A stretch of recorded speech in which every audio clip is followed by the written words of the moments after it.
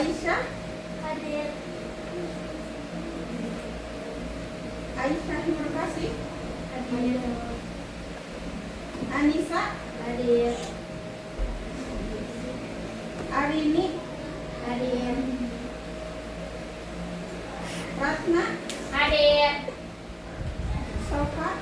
Hadir. Syakira. Hadir.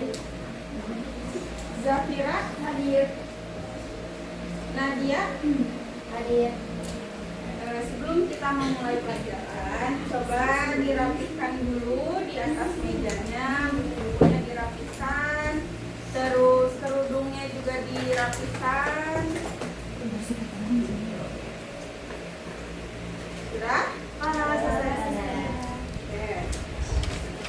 Pada minggu ini kita belajar tentang teks Prosedur. Ada yang tahu apa pengertian dari teks prosedur itu apa? Nggak ada yang tahu. Ada yang pernah bikin ada yang pernah lihat teks prosedur itu seperti apa? Pernah. Yang kayak gimana kalau teks prosedur itu? Tata cara apa? Susunan. Lakukan sesuatu terus. Contohnya seperti tata cara membuat kue. Nah, itu disebut dengan Teks prosedur. Nah, ini adalah definisi dari teks Prosedur. Prosedur. Apa itu teks prosedur? Teks prosedur adalah jenis teks yang berisi langkah-langkah atau petunjuk yang harus diikuti untuk mencapai suatu tujuan atau menyelesaikan suatu masalah. Teks ini biasanya digunakan untuk menjelaskan cara melakukan sesuatu dengan urutan yang jelas dan sistematis, agar pembaca atau pendengar bisa mengikuti instruksi dengan mudah. Nah, jadi teks prosedur ini adalah sebuah teks yang berisi langkah-langkah atau petunjuk. Nah, biasanya teks dalam teks prosedur ini digunakan untuk menjelaskan tata cara. Misalkannya kalian bikin kue dari awal, misalkannya bahan-bahannya apa, terus alat yang digunakan apa. Nah, nanti bagian terakhir itu urutan dari awal cara membuat kue itu seperti apa sampai akhir. Nah, itu disebut dengan teks prosedur. Nah, dalam teks prosedur ini biasanya menggunakan urutan yang jelas dan sistematis. Maksudnya apa sistematis ini? Yaitu berurutan. Sekarang masuk ke jenis-jenis prosedur. Yang pertama ada apa? Membuat sesuatu. Nah, membuat sesuatu ini contohnya misalnya kalian bikin kue atau bikin minuman, itu termasuknya ke membuat sesuatu. Nah, yang keduanya apa? Melakukan suatu kegiatan. Nah, contoh dari melakukan suatu kegiatan yaitu misalkannya kalian belajar menggunakan laptop. Terus yang ketiga apa? Menggunakan sesuatu. Menggunakan sesuatu, misalkannya kalian mau ada kelas yang memakai infocus. Nah, bisa kalian gimana caranya dari awal menyalakan infocus, terus menyesuaikan kemiringan. Nah, itu termasuk ke dalam menggunakan sesuatu. Masuk ke jenis-jenis dari teks prosedur. Nah, sekarang ke ciri-ciri dari teks prosedur. Yang pertama ada apa? Menggunakan kalimat imperatif. Menggunakan kalimat imperatif. Kalimat imperatif itu adalah kalimat yang bertujuan untuk memberi perintah. Kan biasanya kalau di cara bikin kue kan aduk, misalkannya kemudian diaduk, kemudian karena itu kan termasuk ke dalam kalimat perintah. Oke, yang keduanya apa? Menggunakan konjungsi temporal.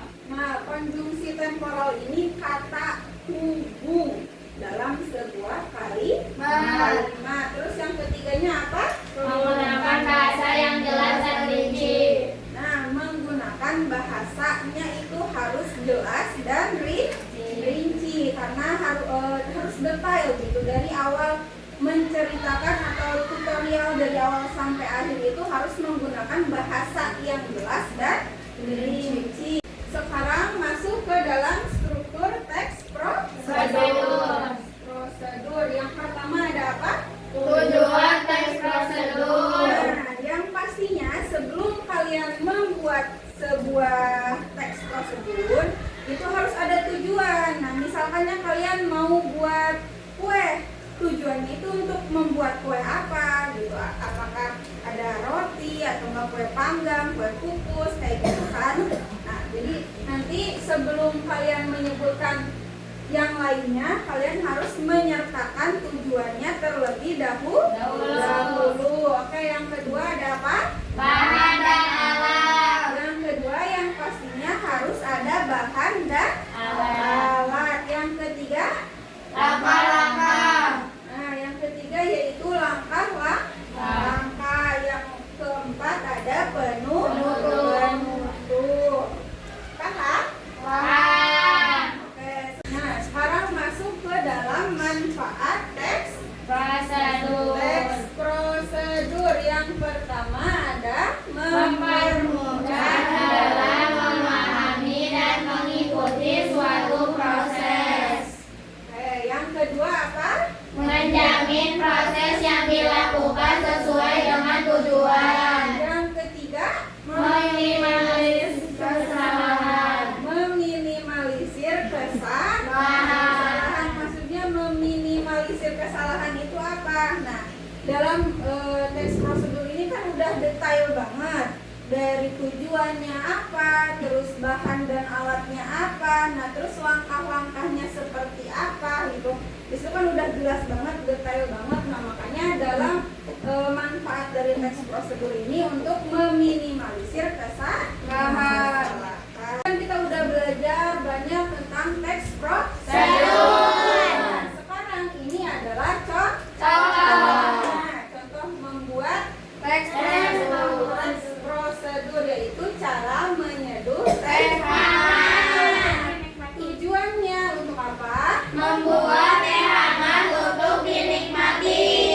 Nah, ini bahan dan alatnya. Yang pertama itu ada yang pastinya harus ada teh teduh. Kan mau bikin teh hangat, masa nggak pakai teh teduh?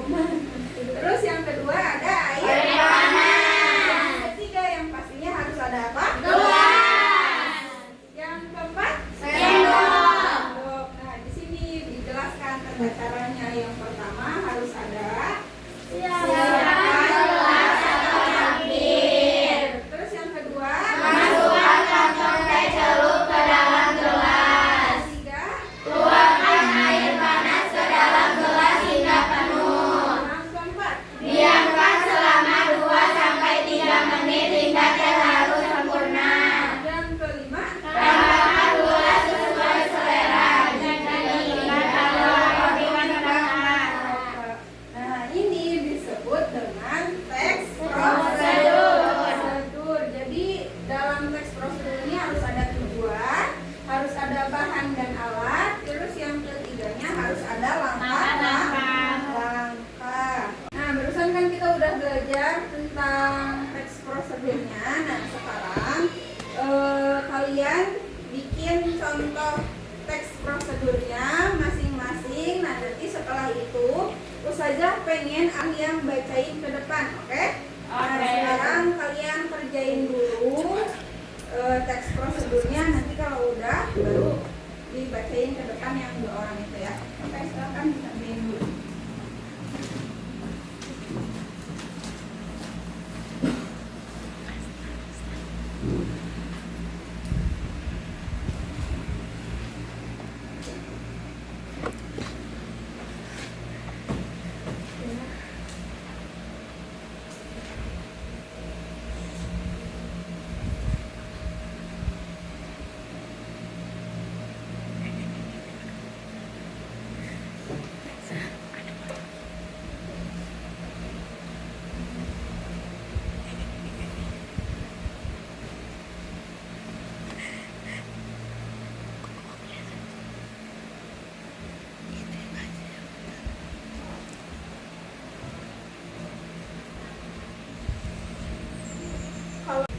Ada yang udah? Udah semuanya? Oke. Coba siapa yang mau membacakan ke depan? Oke, boleh. Silahkan ke depan.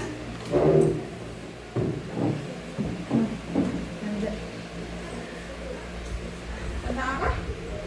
Tentang baptisan. Tengah masa minggir. Pertama-tama siapkan bahan-bahannya.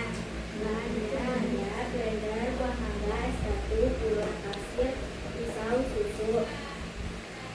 Yang pertama cuci blender dan buah mangga yang telah terlebih dahulu. Setelah itu potong-potong buah mangganya lalu tuangkan ke dalam blender. Selanjutnya tuangkan es batu dan gula pasir secukupnya. Setelah itu di blender sampai halus. Lalu siapkan cup atau gelas dan susu sambil menunggu di blender sampai halus. Tuangkan susunya ke dalam gelas cup. Setelah mangganya halus, tuangkan mangganya ke dalam gelas. Lalu diaduk sampai merata dan jus mangga pun siap. Oke, tepuk tangan.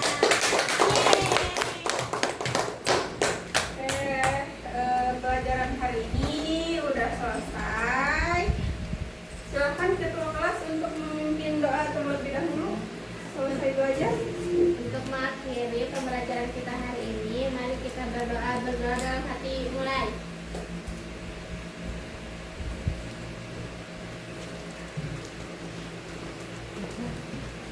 Berdoa selesai. Sebelum Ustazah keluar, coba dirapihkan dulu mejanya.